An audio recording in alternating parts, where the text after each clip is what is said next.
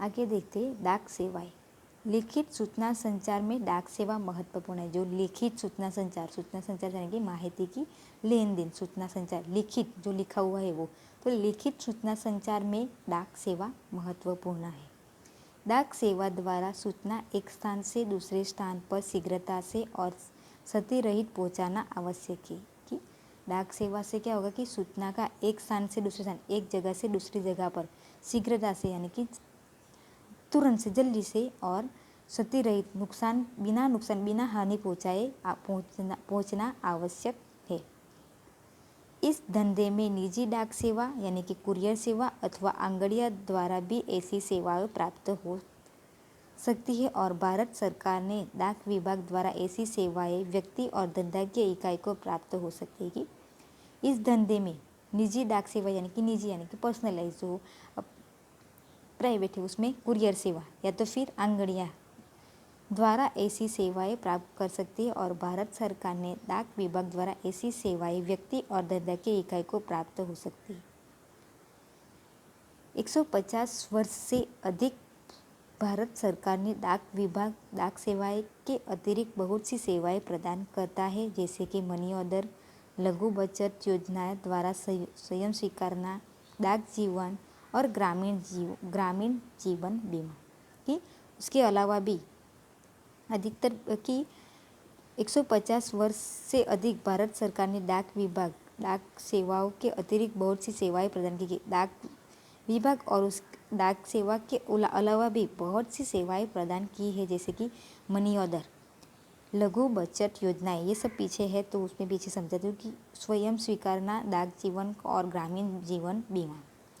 उसके अतिरिक्त दूसरी बहुत सी सेवाएं हैं, जैसे कि म्यूचुअल फंड में विनियोग, म्यूचुअल फंड में पैसा इन्वेस्ट करना, भारत सरकार की बहुत सी योजनाएं के लिए प्रतिनिधि एजेंट की सेवाएं देना, भारत सरकार की जो भी योजना है उसमें एजेंट के रूप में सेवा देना, निवृत्ति पेंशन चुकाने जैसे कार्य संभालना, निवृत्ति में जो रिटायरमेंट के बाद जो पेंशन मिलते हैं तो उसको पेंशन के जो कार्य निवृत्ति पेंशन चुकाने जैसे कार्य भी वो डाक सेवाएं द्वारा संभाला जाता है।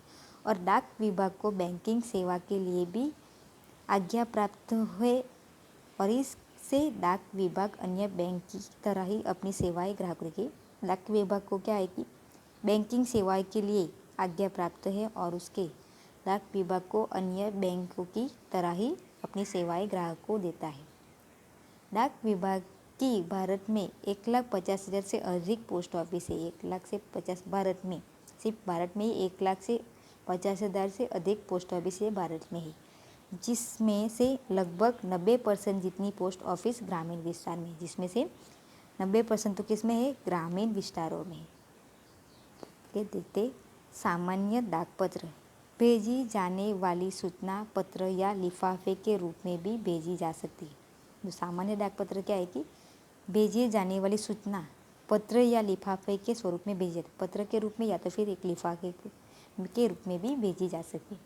पंजीकृत डाक, रजिस्टर्ड पोस्ट, डाक विभाग पंजीकृत डाक अर्थात रजिस्टर्ड पोस्ट की सेवाएं देता है। कि जो डाक विभाग है वो पोस्ट ऑफिस क्या पंजीकृत डाक अर्थात रजिस्टर्ड पोस्ट की सेवा देता है। पंजीकृत डाक जिसको भेजी गई हो उससे ही डिलीवरी दी जाती है। मतलब पंजीकृत डाक में जो जिसका नाम लिखा गया है, जिसको भेजना है उसी को वो डाक मिलेगा, मतलब वही लेटर उसी को ही डिलीवर किया जाता है, मतलब उसके हाथ में ही दिया जाता है।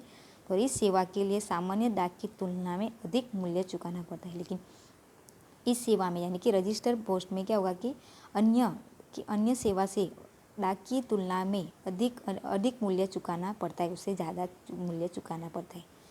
यदि भेजने वाले को पंजीकृत डाक में भेजे गए व्यक्ति को मिली है उसके प्रमाण स्वरूप उसके हस्ताक्षर चाहिए। कि अगर जो भेजी गई जो लेटर है पंजीकृत डाक में भेजे गए व्यक्ति को उसी को मिली है, उसके प्रमाण में उसके स्वरूप में उसके हस्ताक्षर यानी कि उसकी सिग्नेचर चाहिए, तो वो पावती प्राप्त करने के लिए अधिक रकम चुकानी पड़ती है और उसके लिए एक पावती प्राप्त करनी पड़ती है और उसके लिए उसको ज़्यादा पैसे चुकाना पड़ता है।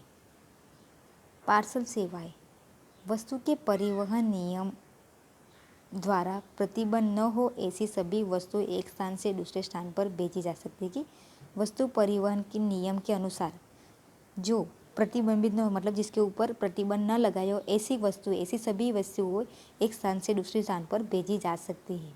आवश्यकता अनुसार पार्सल का बीमा भी करवाया जा सकता है। तो ज़रूरत पड़े तो जो पार्सल है उसका बीमा भी लिया जाता है कि उस पार्सल को नुकसान हो तो उसका बीमा भी लिया जा सकता है। किसी भी पोस्ट ऑफिस से पार्सल की बुकिंग की जा सकती है। किसी भी पोस्ट ऑफिस में पार्सल की बुकिंग की जाती है और सामान्यतः पार्सल भेजने वाला पार्सल भेजने का शुल्क पोस्ट ऑफिस को चुकाना है। और जो पार्सल भेजते हैं तो उसका जो भी चार्ज लगता है, जो भी पैसा लगता है, शुल्क जो भी तो वो पोस्ट ऑफिस को चुकाना रहता है, उसको पोस्ट ऑफिस को देना पड़ेगा।